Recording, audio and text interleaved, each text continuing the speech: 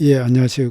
이번 시간에는 부동산 매매업자의 소득세 신고에 대해서 살펴보도록 하겠습니다. 요즘 뭐 부동산 경기가 안 좋아가지고, 이 경매 받아가지고 이렇게, 사고 팔고 하는 그 부동산 매매업을 이제 하시는 분이 이제 좀 생기는 것 같습니다. 그런데 이 부동산 매매업에 대해서는 그 양도소득세율이 아니고 이제 소득세율이 소득세를 적용하게 돼 있는데 어, 뭐 다소 약간 복잡하게 돼 있습니다. 세금 신고하는 구조가 그 예정 신고를 해야 되고 확정 신고를 해야 됩니다. 일반 우리 소득세는 뭐 확정 신고만 하고 예정은 뭐 고지 받아가 납부하면 되는데 이거는 예정 신고를 반드시 해야 됩니다. 그리고 예정 신고할 때 계산하는 방식하고 또 확정 신고할 때 계산하는 방식 그리고 또 일정한 자산에 대해서는 비교과세를 해야 됩니다. 양도세하고 소득세하고 비교가 더 큰 걸로 납부하도록 되어 있기 때문에 조금 복잡합니다. 일단 살펴보겠습니다. 일단 그 예정신고는 그 부동산 등을 이제 예정신고는 이게 이제 기본적으로 예정신고는 양도소득세 계산 방식으로 계산해 가지고 납부하고 확정신고는 일반 소득세 계산 방식으로 그렇게 계산합니다. 기본 개념이. 그래서 예정신고는 양도세 예정신고처럼 양도한 그 달의 말일로부터 2개월 이내에 신고해야 되고 뭐 확정신고는 다음 연도 5월에 하는 거죠. 근데 이제 예정신고는 아까 그 양도세 계산 방식으로 한다고 그랬잖아요. 그래서 양도세 계산 방식으로 계산하게 됩니다. 그래서 그 뭐 자본적 지출은 당연히 양도세 필요경비로 들어가지만 수익적 지출 이런 건 공제가 안 됩니다. 양도세 계산 방식이니까 장기보유 특별공제는 해당이 됩니다. 그런데 이제 예외적으로 이 양도소득세 기본공제 250 있잖아요. 그거는 적용하지 않도록 되고 있습니다. 그리고 양도세 계산 방식으로 하니까 양도세 세율을 적용합니다. 중과 대상 자산인 것 같으면 중과 세율을 적용하고. 그런데 단기 보유 세율은 적용하지 않도록 되어 있습니다. 가령 뭐 1년 미만이면은 그게 그 단기 보유 세율이 어 여기 보면은 이제 그 주택 같은 경우에는 1년 미만은 70%, 또 1년 이상이고 2년 미만이면 60% 이런 식이잖아요. 그럼 뭐 토지나 그런 거는 이런 식으로 됩니다. 그런데 그 세율을 적용하지 않도록 되어 있으니까, 어, 그래서 이제 부동산 매매업에 할 실익이 있는 것입니다. 어, 그러니까 양도세나 이런 식으로 하면 단기 보유 세율로 해버리면은 뭐 6, 70% 주택 같은 경우에 그렇게 돼버리면은 뭐 실익이 없죠, 남는 게. 그런데 이제 기본 세율이 적용되니까 단기 보유 세율을 적용하지 않으니까 실익이 있는 거예요. 그러면 이제 확정 신고를 어떻게 하냐 하니까 일반 소득세 계산 방식입니다. 그러니까 이 장특 일반 소득세니까 장특 공제는 안 되고요. 수익적 지출도 이 비용으로 공제 가능합니다. 이자 비용도 당연히 공제되고, 뭐 하여튼 여러 가지 뭐 자동차 관련 경비라든지 뭐 요 부동산 매매업에 관련된 소요된 뭐 카드 사용한 거, 뭐 밥 먹고 그러니까 고객들한테 접대한 거 그런 거 다 일반적인 그 소득세 방식으로 다 비용이 공제 가능하고요.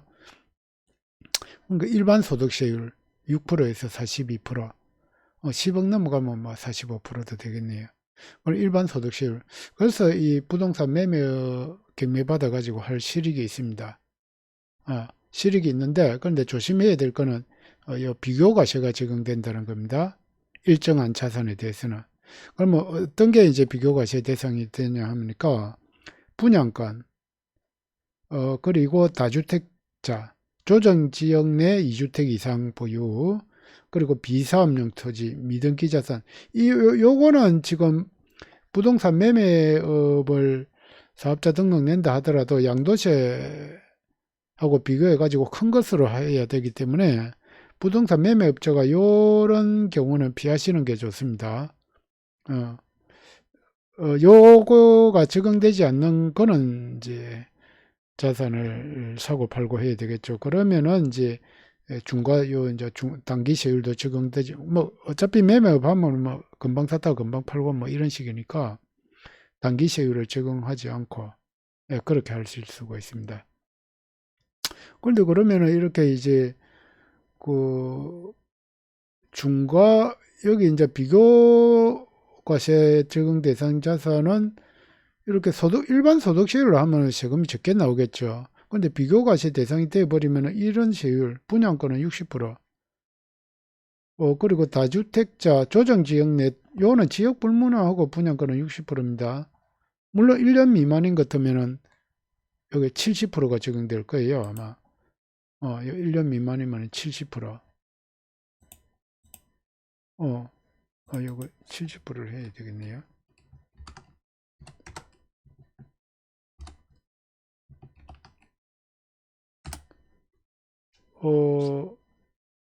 그리고 조정지역의 다주택자는 일반 세율의 2주택자는 20%, 3주택자는 30%더 추가해가지고 이렇게 세율을 적용하도록 되어 있고, 그리고 이게 이제 보통은 우리가 단기 양도를 할 테니까 1년 미만 있다고 하면 70%, 1년에서 2년 사이는 60%, 이거 중에서 큰 거를 적용하도록 되어 있습니다. 다주택자, 조정지역. 지금은 뭐 조정지역이 몇 개 안 되니까 큰 적은 없는데, 조정지역에 뭐 2주택 이상일 경우는 잘 없잖아요. 그런데 이제 지금 현재는 뭐 이렇게 걱정할 건 없습니다. 내년 이제 5월 9일까지 한시적으로 중과유예가 되어 있고, 올해 말에 뭐 세법이 어떻게 개정될지 모르겠지만은, 이게 뭐 더 연장될지는 두고 봐야 되겠습니다. 어쨌든 지금은 상관이 없는데, 요게 끝나고 나면은 이제 조정지역에서 2주택 이상이 돼버리면은 이거 굉장히 뭐 곤란합니다. 거의 재미없는 걸로. 그 다음에 비사업용 토지도 일반 세율의 10% 추가한 세율 하고 또 단기 1년 미만은 50%, 뭐 1년에서 2년 사이는 40%, 이거 중에서 큰 세율을 적용해야 됩니다. 미등기 자산은 70%. 그래서 부동산 매매업 해가지고 조정지역 외에 이제 주택을 경매 받아가지고 뭐 경매 또는 샀다가 팔다 하는 거는 되는데, 조정지역에는 다주택이면은 곤란하다. 그러니까 2주택 이상이면 곤란하다. 뭐 일시적 2주택이면 상관이 없겠고, 요거에 대해서는 뭐 매매업자가 안 건드리는 게 좋겠다. 이렇게 높은 세율이 적용되어 버리니까 또 단기 양도하니까 이게 세금이 많이 나가죠. 요 내용하고 법적 근거는 요 블로그에 다 올려놨습니다. 요 법 근거하고 다 올려놨습니다. 참조하시면 되겠습니다. 이상 부동산 매매업자의 소득세 신고 방법에 대해서 살펴보았습니다. 예, 도움 되셨다면 좋아요, 구독 버튼. 예, 감사합니다.